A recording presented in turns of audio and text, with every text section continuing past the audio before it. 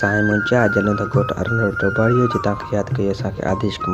कुमार सभु ॼाण ते बिजो गज़ल लिखियो माण्हू आहे लिखे थो त वरी कंहिंजे कारण जियो था ॾिसूं इहो ज़हर हथनि सां पीओ था ॾिसूं वरी कंहिंजे कारण जियो था ॾिसूं इहो ज़हर हथनि सां पीओ था ॾिसूं